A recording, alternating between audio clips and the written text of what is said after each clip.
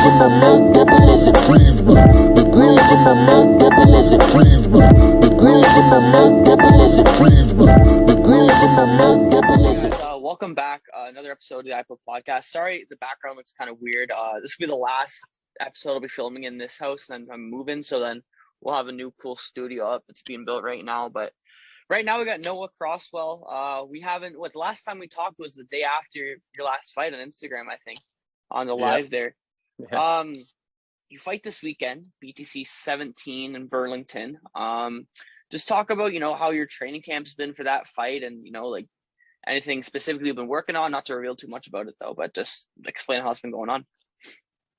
Well, I mean, it was kind of a shorter notice fight than usual that I get, so my camp wasn't as long, but I'm always in the gym training and always keeping active. So, I mean, training camps are really, they're not really too stressful for me. I've just been really working on basically focusing on my wrestling, which I think has improved tremendously since the last time me and Indrip have competed against each other. So, I mean, I just think it's going to be a completely different story than when I went down to Vancouver to fight Indrip. And this time, he's coming to our backyard, our home backyard, which is nice. So I fought him there. He's coming here, it's almost like a little bit of an advantage in a way. So that's nice. Yeah. So you guys fought. How long ago did you guys fight the first time? I believe it was in April of this year. Oh, okay. So not too long ago. Not too long ago. No. He was my last fight before Gino. Okay. Yeah. You haven't fought since Gino, right? Is this your first fight, or have you fought since? No, I haven't fought since Gino. Is there obviously, not to go back on it, but we all know what happened with that fight, the controversy surrounding it. Has that affected you since, or was it kind of a thing once it happened, like it took a day or two and you got over it, or has kind of lingered in your mind for the past however months? It was kind of just a bump in the road, we put that in the past and we don't dwell on the past. We move on, we move forward. Yeah. And it's the next one, right? Are your dad and your brother chilling now? I know they were super same thing for them. There's chill. Yeah, they've simmered down a bit. I mean, animosity is still kind of there, but yeah, they're pretty chill. Yeah, that's good. I remember your dad. Your brother was mad. I think he walked out of the building. Your dad was fired up. He gave the sound bites of the year, man. I'm not sure if you got the chance to hear the Four Kings podcast. Dude, they sound bites of the year. Legend. That's legendary shit, man. Yeah, so you've fought in BTC before, correct?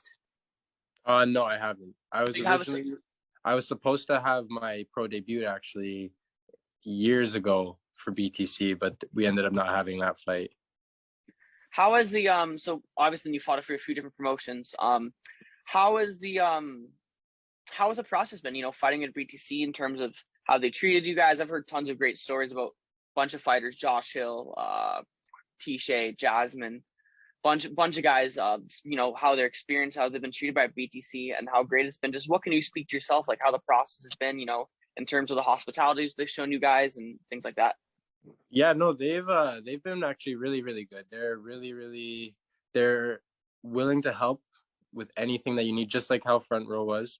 That anything that anyone needs, if they're short on medicals, whatever the case may be, they're willing to go the extra length, just try and make sure that they're having people on their card and having a good show, which is really nice. And they support the fighters. They've been really, really in touch with me, which is nice. They're not leaving me on the back foot. So that's reassuring as well.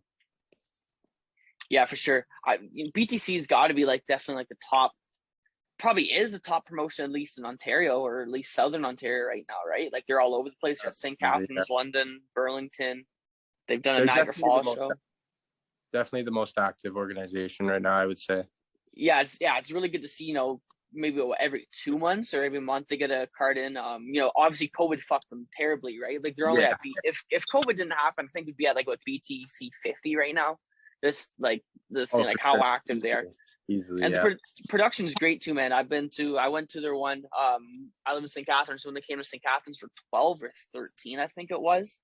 I remember just the production's it's just great. Just the way the ring announcers, the Yeah. little giveaways that they do. Yeah. The entrances are cool. Like it's just really high level production, especially to see a regional promotion put on that type of production. Just super impressive, man.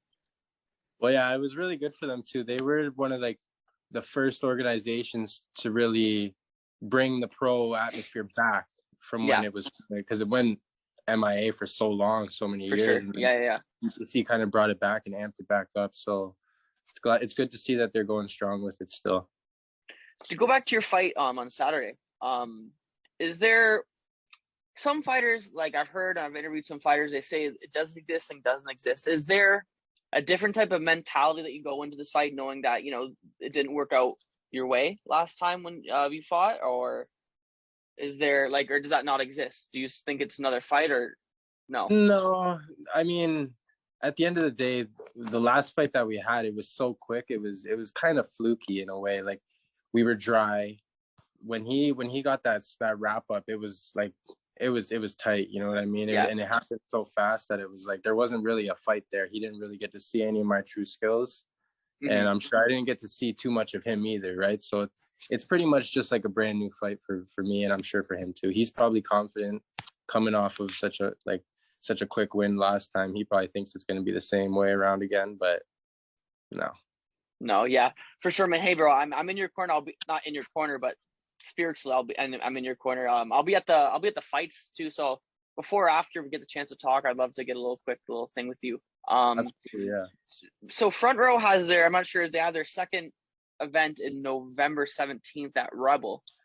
Is that not just, you know, I know some things are private. Are you interested in hopping on that? Are you not? Like, absolutely, yeah. Front Row, especially after the last show and the way they treated me above and beyond. So to come back and put on another great show for them would be like, that'd be killer. And it's 7 days after my birthday, so I gotta fight on that though. Yeah, for sure. Is there normally like a certain period amount of time you like to wait in between fights, or is that just depending on how the fight goes, what shape you're in after, or are you just like, I'll accept them if I get them my way? I mean, it kind of depends on how the fight goes and everything like that. But I mean, you never get too banged up unless you're broken. You know what I mean? You never get too banged up, especially for something that's in November. I got plenty of time, so that's no worries for me. I'm not even stressed on that. What do you think about the venue for Front Row, man? Rebel. That's a wild place. So I actually had my pro debut for Prospect, and it was at Rebel, and the show, the venue, everything was killer, like killer. Yeah. So I'm super excited to go back there. It's a crazy venue. Perfect place for it. Yeah, they had a boxing card about a few weeks ago at Rebel on DAZN. Yep. There's a few guys that I knew that were fighting on that card. So it looks super, like, I was thinking when I saw Rebel, I'm like, how are they going to like place everything? But then I saw kind of like some mock-ups and like how it would be, and it looks fucking dope, man. Like they got the balconies. And, I don't know. I have a picture on I think it's on my Instagram, but it's like it's a overview of the whole venue and how it was set up, and it looks really, really professional. It's sick. And I think something like that, Rebel, kind of like a compact area with lots of people, I think the energy would just, you know, raise it up to 1 million. Yes, exactly. Yeah, it's tougher when you get those venues where there's so much open space, because everyone's so spread out. You know what I mean? When you have everyone kind of tighter together, it pushes the crowd in, gets everyone kind of louder, amped up into the fight, which is nice. Yeah, for sure. But one more question back to your fight this weekend. Is there any holes in your opponent's game that you can see that you can exploit if you want? I know you don't want to reveal anything, but what you can reveal, if you feel comfortable saying a few things, like, is there anything that you think you can exploit in his game that you can use to your advantage? His striking. Yeah. I don't think his striking is at the level to compete with mine. I really don't think any of these guys striking is able to compete with mine, and that's why everyone's coming in and just wrapping up. They don't.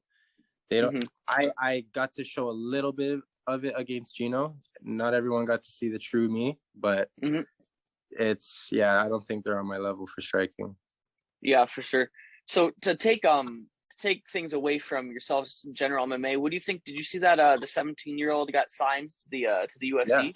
Yeah, that's amazing. Crazy. Dude, sometimes I look at that, like I see like 17-year-old in UFC, and I'm 20 years old, and I wake up in the morning, I'm like, what the fuck am I doing? This guy's in the UFC, man. Like, trust me, I wish. he But definitely earned it though. Good for him. Good for him. Yeah, put on a great performance. Yeah, he did. He deserves it.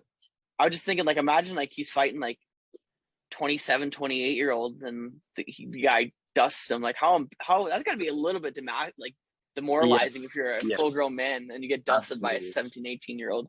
You're still a kid at that age, you know. You're just transitioning into that adult stage, and ball's barely dropped yet.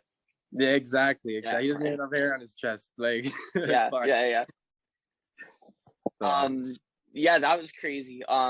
Obviously, a few last week, or I don't know. You know, you had the big death of Elias. Yes, he was a good friend of the podcast. We had the podcast, and super good guy. I haven't really had time to speak on it yet, but super good friend of the podcast. He was always sending messages, supporting, liking shit. Do you did you ever get a chance to talk to him, or even if not, what can you speak on to him as, like, you know, what you've seen?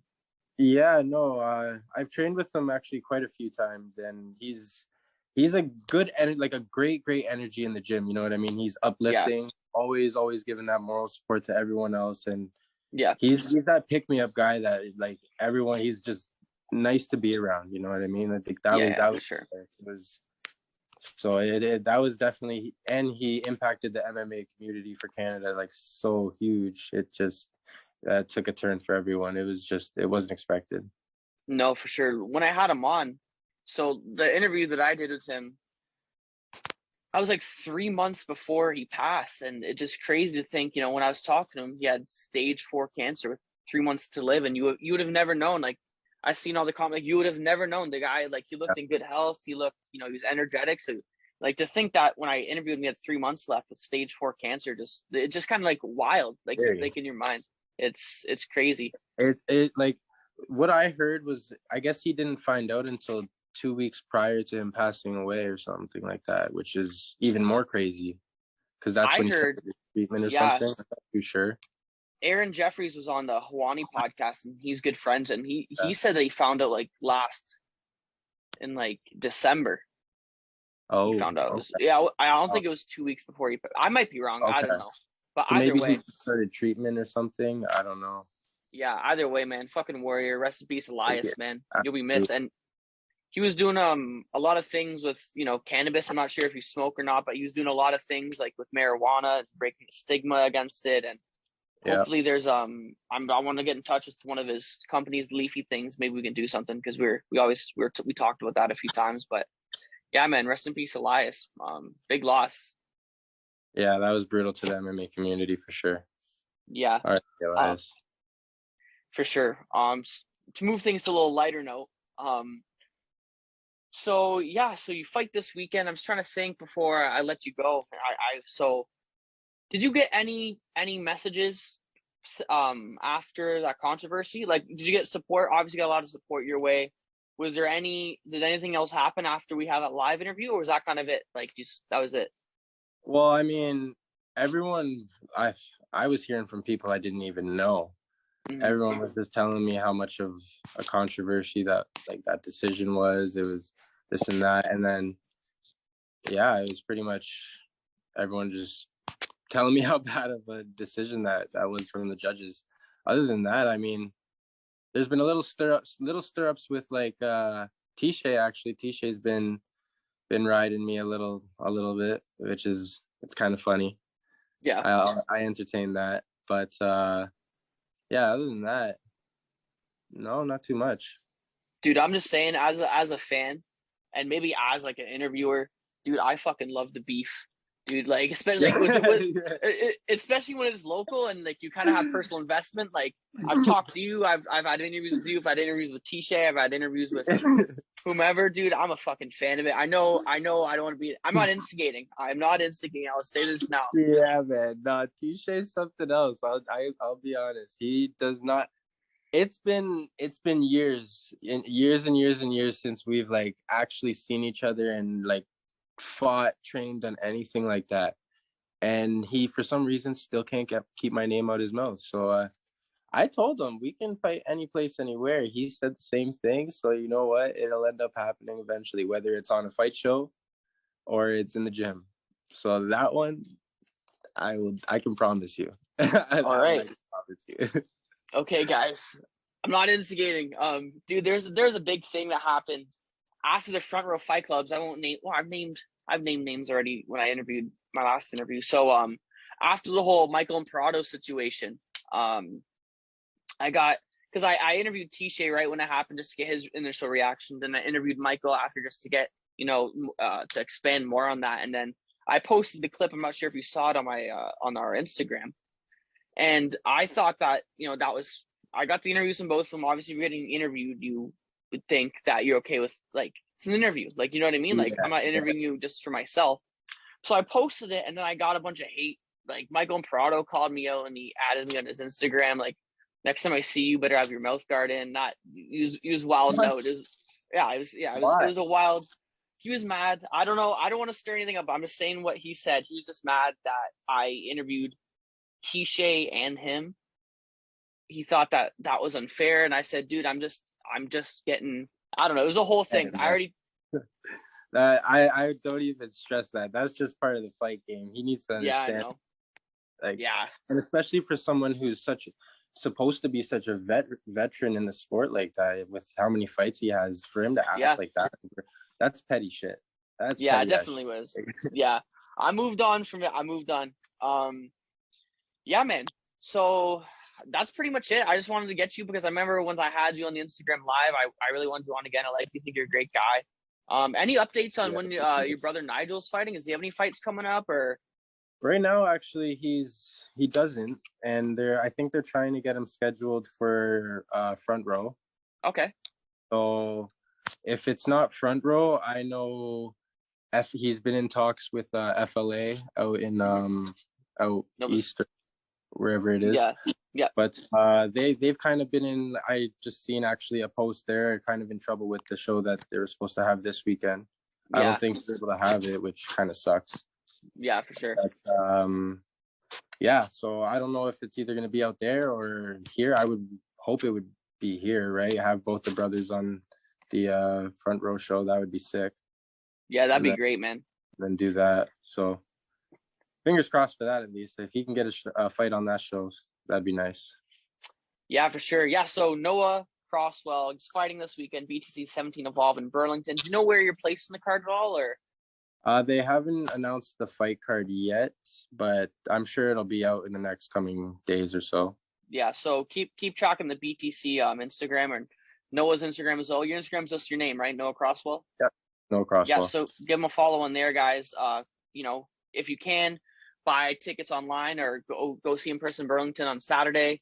Noah, great time talking to you, man. I'll see you in the fights, and then I'll probably get a conversation with you in there, man. I appreciate it, man. Thank you for having me on tonight. Yeah, man. I'll see you.